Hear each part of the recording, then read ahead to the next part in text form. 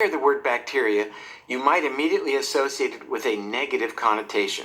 After all, bacteria are the reason Mom tells you to wash your hands before dinner. But what if I told you that there are organisms living inside of you that are healthy bacteria? The kind of bacteria you can benefit from, the kind of bacteria that make you, well, you. The microbiome is just that. So, what exactly is the microbiome, and how does it connect to Alzheimer's disease? This episode focuses on the truly amazing understanding that our gut bacteria are playing an important role in our brain health. I can absolutely understand that for many of you this relationship may seem at the very least challenging. But I can absolutely assure you that science has now shown that the microbiome, the collection of gut bacteria that we all have within us, as well as the chemicals they produce, play an important role in determining the health, the functionality, and even the destiny of the human brain. We will explore exactly what is meant by the term microbiome, and more importantly, how nourishing our gut bacteria may be a powerful strategy as it relates to Alzheimer's prevention. I'm Dr. David Perlmutter, and this is Alzheimer's, the Science of Prevention.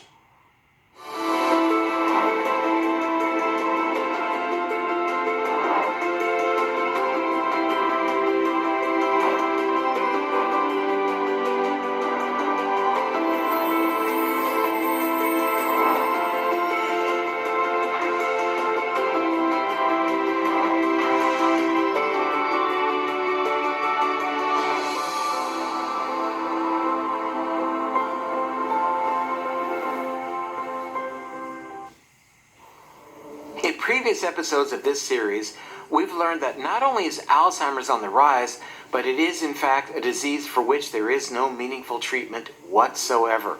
More importantly, what we've revealed thus far is empowering information that shows us how we are not at the mercy of our genetics in terms of our health destiny. And this applies in the context of Alzheimer's disease as well. We've already reviewed some of the important tools available to you to help reduce your risk for Alzheimer's, including dietary strategies, exercise, avoiding various toxins in the environment, optimizing sleep, and avoiding and managing type 2 diabetes. We've also shown how these goals focus on reducing inflammation. Recent science has revealed the human microbiome also plays a pivotal role in determining levels of inflammation within the body. But before we move any further, let's take a moment to learn exactly what the microbiome is all about. A microbe is a tiny organism that is invisible to the eye. On the other hand, microbes are the most abundant life form on Earth, and there's several what we call domains: bacteria, viruses, archaea, and fungi. Microbes are organisms that can only be seen under a microscope. They're tiny. Most of them have only one cell. The majority of microbes in your body are bacteria, but there are some other microbes as well. There are viruses, there are yeasts and fungi, there are organisms which are loosely termed parasites. They're not necessarily parasitic, and they're all there. They're all living in your body, interacting with the other organisms, interacting with the cells of your body, and their presence helps to make you you. What we know most about those microorganisms in terms of the gut microbiome is really for the bacteria. We're just beginning to learn about the viruses and the fungi. Microbiota is an ecological community of microorganisms, primarily bacteria, that basically inhabit most living creatures on Earth. They live on different surfaces on our outside our body. They live in the lungs, in the gastrointestinal tract. And the number in terms of the microbiome is staggering because we have several million genes in the microbiome as opposed to the 20,000 human genes. So it's been an explosion of research driven initially largely by studies in mice and animal models that has indicated that the microbes don't just live in the gut and break down fiber, but that the breakdown products, the metabolites, have vast effects throughout the body, pretty much in every organ, including the immune system, particularly important target, metabolism, another big target, hormonal system, but also the brain as an important target. And in the meantime, there's really not a part of the body, including the skin, the liver, the lungs, that is not in some ways in communication with the gut microbiome, which is, they have their own microbiomes, but in some ways there's this connection that, there's a communication between those organisms that live in the gut and produce molecules actually can communicate with all these distant organs. The microbiome is the bacteria that live inside us. We used to kind of think it was only in the gut. You'll always hear about the gut microbiome, and we've learned in recent years that there's a skin microbiome, there's oral microbiome, obviously there's microbiome like in the female genital tract, and for the most part, these are the beneficial bugs that we want to have living inside us. We live in symbiosis. They help us stay healthy. Microbiome is the collection of all the microbes in your body. And specifically, it really refers to the DNA of those microbes. And here's a fascinating fact. There is 1,000 times more types of DNA from bacteria in your body than there is DNA that belongs to you. Bacteria growing in your gut affect every other aspect of your body. Your body does not exist without these bacteria. They've been present since birth, maybe even before birth, and they especially affect the function of the brain. Over 90% of the substances, the chemicals circulating in your blood, are not produced by your own cells. They are produced by the microbes, most of whom are in your gut. Now we can see why keeping our gut bacteria healthy is really important. First and foremost, in the health of our gut bacteria is the food that we eat. Food nurtures our gut bacteria, allowing them to do what they do best, and that is keeping our bodies and our brains healthy. However, things like a poor diet, taking antibiotics, or other medications directly threaten the health of our gut bacteria. We need to understand not only how to avoid these harms to the microbiome, but also how to improve its health. This is also the reason why dietary fiber is so important, especially prebiotic fiber, since that is what our gut bacteria like to eat. We will discuss the dangers of genetically modified foods that pave the way for a toxin called glyphosate to enter our food chain. In addition, we will explore the impact sleep has on the microbiome and how exercise might increase the diversity of the bacterial species living within us. All of these actions are focused on the microbiome and its role in inflammation, the pivotal mechanism underlying Alzheimer's disease. The biome can get out of balance, out of whack, and there is overgrowth of pathogenic bugs, insufficiencies of the beneficial ones, and they can cause all different kinds of health problems that manifest in various ways. There's some interesting research linking gut biome disruption to not just Alzheimer's disease, but Parkinson's disease and some other neurological disorders as well. You mentioned the importance of healthy gut bacteria. What do we do that threatens that health?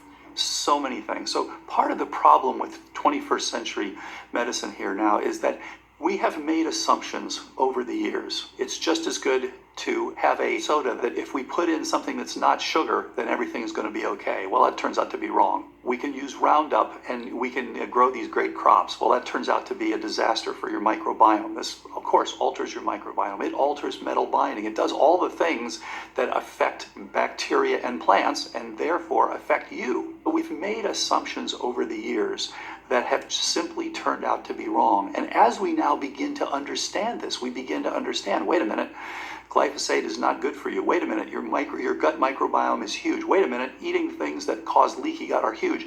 We need to correct these. The approach of many has been to close your eyes and stick your head in the sand and say, this can't be because we always did it this way and it's got to be fine. Well, guess what? Obesity is on the rise, type 2 diabetes on the rise, Alzheimer's is on the rise. Let's look at why that is. Can we visit the GMO discussion, the GMO argument as it relates to Alzheimer's? Well, GMO is a very big topic. There's lots of controversy about it. There's back and forth evidence whether GMO foods are harmful or helpful. What may be more relevant is what we put on GMO plants. Glyphosate, for example, is also known as Roundup. And there are many plants that are Roundup resistant, meaning you can grow soybeans and the soybeans are resistant to the Roundup and it will kill all the rest of the weeds on the farm. Sounds like a good thing, but it turns out that glyphosate is being used in massive quantities because they're not working as well as they used to.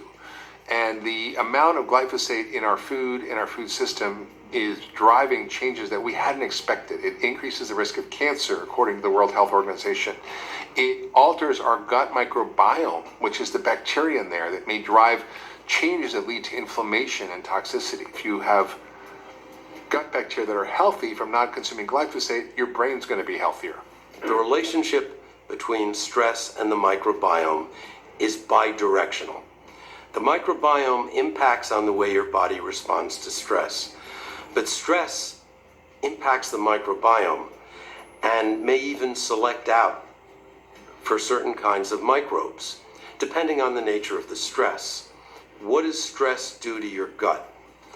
Well, it does a few things. First of all, it alters the movement in the gut, the motility. Motility is one of the factors that keeps the microbiome well organized. Stress also may deplete certain bacteria. I think there's enough evidence now that negative effects on the microbiome, on the diversity, on the relative abundances of good and bad microbes, diversity and resilience of a diet that's high in refined carbohydrates, and I think that's really what sugars are. I think other carbohydrates are actually very healthy. That plays a major role in the compromised microbiome that many people in Western societies, that has been linked to many of the diseases that we see. If we look at the health of the microbiome over the last 50 years, it's clearly been deteriorating. If you use diversity as a main criteria for microbiome health, in many factors that contribute to this, certainly one aspect of it is the diet, the high sugar, low fiber, and high fat diet of Western diets. If somebody gets most of their calories from refined carbohydrates, automatically they're devoid of intake of fiber that comes with complex carbohydrates. So what we've done as a society, we've taken all the fiber out of complex carbohydrates. We prefer white rice, we prefer potato strains that have as little fiber as possible. We like, or have liked white bread, taking out all the fiber. So I think our food supply has shown an increase in these refined carbohydrates and a decrease in the healthy fiber-containing carbohydrates. So I personally think that that's one of the main problems that has happened. Sleep and the microbiome have a fascinating relationship. First of all, the normal pattern of sleep depends upon the microbiome. And this surprised me when I first read it. It's the interaction between the microbiome, the immune system, and the adrenal glands that creates this architecture to sleep, where early sleep, so-called beauty sleep, is really deep and very restful, and late sleep is full of dreaming. If you're not sleeping, lack of sleep begins to impact immune function. It throws the whole architecture of sleep off, and that begins to create a stress response in your body, which then starts to alter the composition of the microbiome. Understanding the relationship between our food choices and other lifestyle issues to the health of our gut bacteria and how that translates into reducing risk for Alzheimer's disease is fundamental. A diet, for example, that's high in refined carbohydrates or things like chronic stress and exposure to antibiotics ultimately manifest as changes in the gut bacteria that may well be linked not only to Alzheimer's, but to other issues like coronary artery disease, diabetes, depression, and even cancer. Moving forward, we're going to take a deeper look at how imbalances in our gut bacteria present a powerful threat to the brain. Without question, one of the most important roles of our gut bacteria is their role in metabolism. Changes in the gut bacteria translate to a significantly increased risk for elevation of blood sugar. And as we've explored, elevation of blood sugar represents one of the most powerful risk factors for the development of Alzheimer's disease. The other important consideration as it relates to the microbiome circles back to the important role of our gut bacteria in keeping inflammation in check.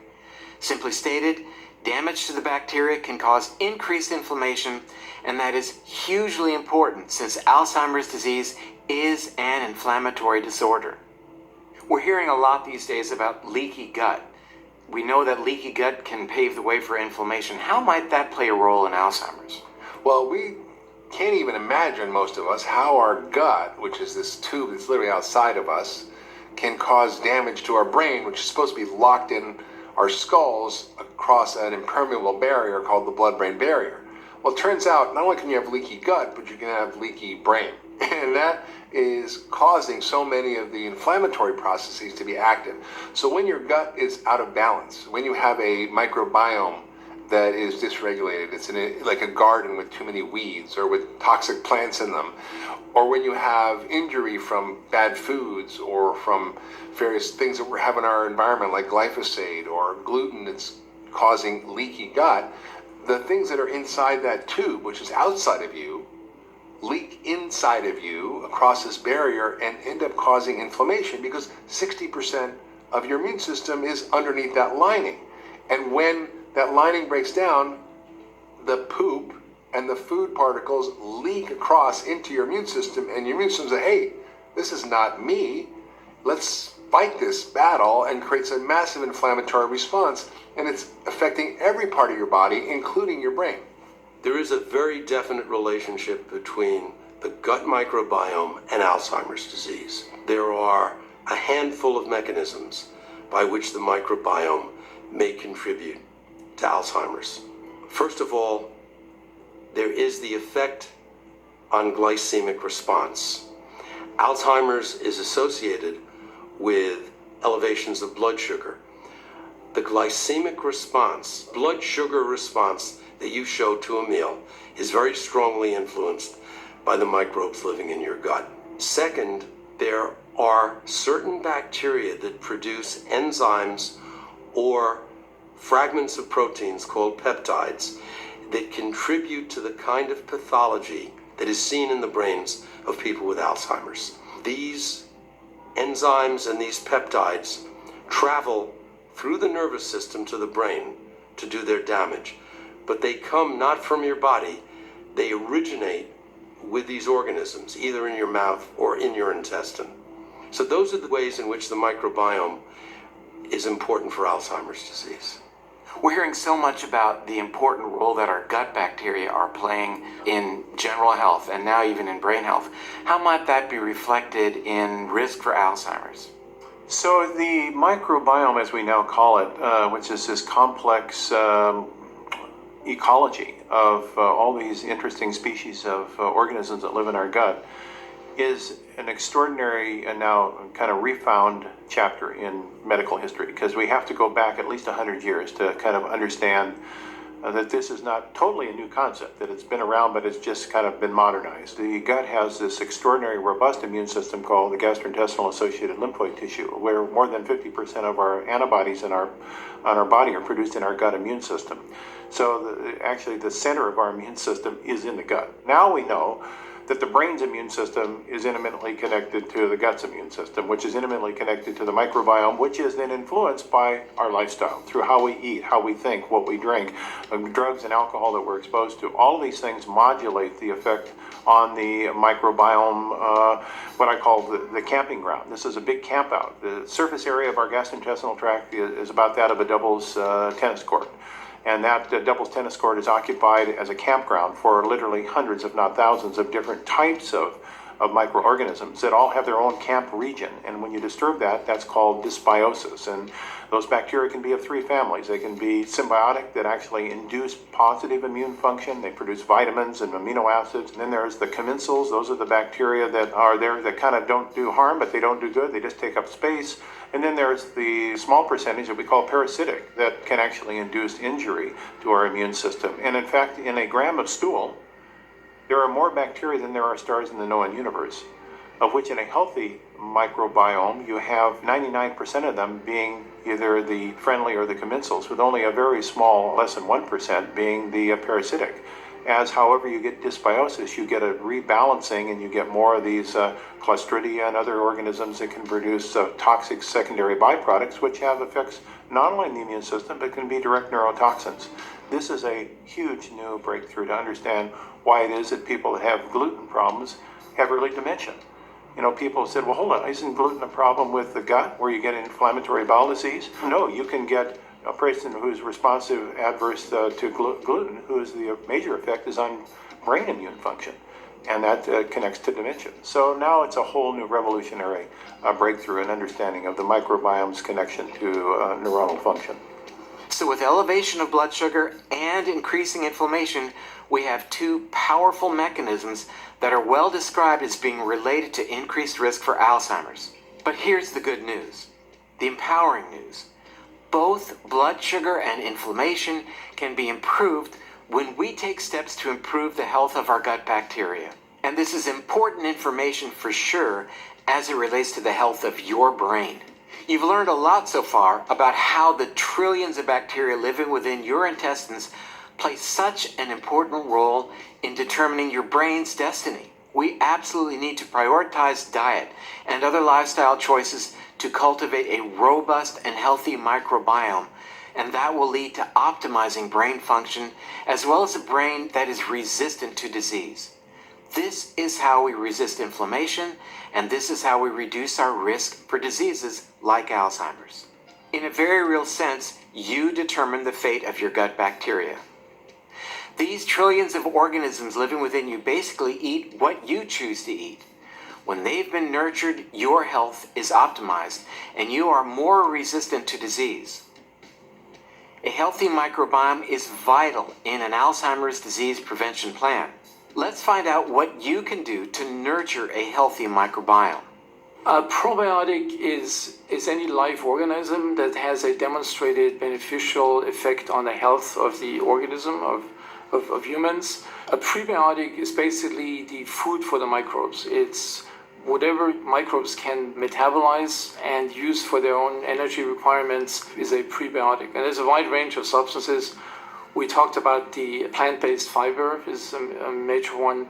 You know, there's other substances that you can use as polyphenols. So any large molecule that's too large to be absorbed in our small intestine and gets into the colon and has a beneficial effect on the health and the growth diversity of the microbes is considered a prebiotic. Prebiotics are a type of fiber that feed the probiotics. They sort of feed the good bacteria in the gut. These beneficial bugs will feed on that fiber that we find in things like Jerusalem artichokes and inulin and things like that. So with this important relationship then between the microbiome and the brain, what advice might you give people in terms of lifestyle choices that can be good for the gut? These ancient diets that people ate, which were built on indigenous foods, had some really important role to play in the community of bacteria that live in our guts. And so unrefined foods, foods of multiple plant sources, foods that have what we call prebiotics that are the food for friendly bacteria, all have very important roles to play. Indigenous diets where people had stable and very healthy microbiomes were people who ate a lot of these foods that actually contribute these prebiotics to keep their microbiome healthy. So I think we're starting to take all that information from indigenous cultural diets, from what we've done from dietary analysis, looking at the microbiome, looking at the effect of microbiome on immune function, and start to say, hey, we have a lot more control over this if we eat the right things, and eating a lot of refined, processed snack and garbage foods is absolutely the wrong way to go. It's going to definitely disturb your microbiome in a way that's going to increase your inflammation and increase your dysbiosis and increase the potential for neurological adverse immune response. The one factor that is most associated with a healthy gut is microbial diversity. Your gut is like a rainforest, and biodiversity is the key to health. The best way to nurture a healthy microbiome is to avoid those foods that provoke inflammation in your gut. And we know what they are.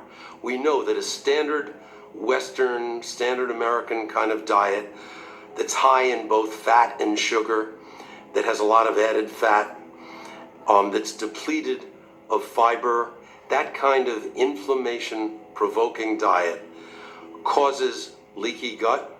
It causes inflammation in the gut, it disrupts the microbiome, and sometimes in very drastic ways. It really diminishes the diversity of bacterial species that are growing there. And remember that biodiversity is important for health. And then you need to feed your gut well. And feeding your microbiome involves eating high fiber foods, fruits, vegetables, nuts, seeds. If you do eat grains, whole grains, not refined grains, legumes, if you tolerate them, and also foods that are rich in anti-inflammatory nutrients that are found in plant foods, and omega-3 fats, which are found in seeds like flaxseed and chia seed, and are found in cold water, oily fish like salmon. Those are all anti-inflammatory.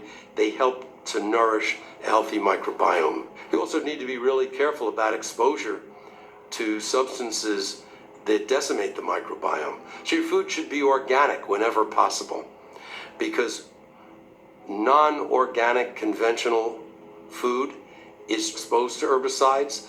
The animals are given antibiotics, and you ingest those antibiotics when you eat the meat or drink the milk of those animals. Exercise has a very beneficial effect on the microbiome, and there have been numerous studies done on cardiorespiratory fitness and gut microbes. You take people who are controlled for all other variables, those with the highest level of cardiorespiratory fitness have the healthiest microbiomes, and aerobic exercise has a positive impact on the gut microbiome and encourages the growth of bacteria that produce substances that not only enhance exercise performance, but also nourish the lining of the gut. Good stress management has an impact on the microbiome because of the devastating effects of stress on the organisms that live in your body. We are so grateful to our guest experts for sharing their incredible knowledge with us on this exciting new field of microbiome research. Even though this field of research is relatively new, let me assure you it's getting a lot of attention. We have learned that it is absolutely essential to nurture a healthy microbiome. Here are some actionable steps you can take today to do just that. Eat probiotic foods. Probiotic foods are fermented foods, foods like yogurt, kombucha, sauerkraut, kimchi, one of my favorites, and any kind of fermented vegetable. These are foods that have ample amounts of beneficial bacteria. Eat prebiotic foods. Prebiotic foods are fibrous foods that good bacteria love, and these include things like asparagus, garlic, onions, leeks, Jerusalem artichokes, dandelion greens, and Mexican yam or jicama. These foods serve as food for your healthy gut bacteria. Eat a diet that is low in refined sugar and processed carbohydrates, and avoid consuming pesticides and herbicides by choosing non-GMO organic foods whenever possible. Exercise regularly. Get 7 to 9 hours of high-quality sleep each night. Practice reducing stress. We'll be learning more about great stress reduction techniques in episode 8. If you choose to eat meat, make sure it's organic and grass-fed so that it was raised without the use of antibiotics. These are simple but powerfully effective steps that will absolutely help you nourish your microbiome immediately. If you think this is overwhelming, don't be discouraged. First, consider how important this is for you in the broad scheme of things. Second, choose one part of the program that you can implement today.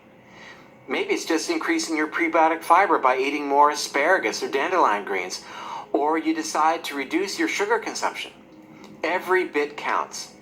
Whatever we can do to optimize the health of the microbiome will go a long way toward having a healthier body and a more disease-resistant brain. The health of the microbiome is paramount in Alzheimer's prevention, a disease for which, again, we have no meaningful treatment. Alzheimer's, the science of prevention, is all about empowerment. Each and every one of you has the ability to improve your brain function at any age by incorporating the information we cover in this series into your daily life. This cutting-edge information isn't available anywhere else. And that's why owning all of the expert interviews, the transcripts, and the supporting materials is so incredibly valuable. I highly recommend making Alzheimer's, the Science of Prevention, along with the bonus materials, part of your family library. By making some simple lifestyle changes, you can evoke lasting improvements in your health and in your life. These changes may not only help prevent Alzheimer's, they will almost certainly improve cognitive function for you right now. You might notice that you start thinking more clearly, forgetting less, and generally feeling better throughout the day. Sometimes, the hardest part in taking action and making these lifestyle changes is figuring out where to start. With that in mind, the bonus materials include resources that will help you apply this knowledge to your life one step at a time. We interviewed over 20 leaders in the field of brain health and Alzheimer's disease and received some fantastic actionable information from each of our experts. Unfortunately, we were not able to include all of that information in this series, and that's why the bonus materials also include the full-length interviews from all the experts you've seen throughout this series. The great thing about owning this series is it becomes information that you can share easily with family and friends. In fact, if you found this series helpful, I invite you to share it with a friend or with loved ones. You just might change their life and their destiny. The most important investment in your life is an investment in your health. The health and balance of your microbiome is in your hands, and the benefits of a healthy microbiome are profound. You have the power to drastically improve your health through nourishing your gut bacteria. Start implementing these changes in your life right away, and your brain and your body will thank you. Remember, the ability to nurture a healthy, robust microbiome is a critical tool you have in your Alzheimer's prevention toolkit. In our next episode, we're going to look closely at the effects of stress on brain health and explore ways to avoid and manage stress. Chronic stress is one of the most important factors when it comes to the health of our brains and preventing Alzheimer's disease, and I can't wait to share with you why. I'll see you in our next episode, Stress and Alzheimer's, How to Regain Balance.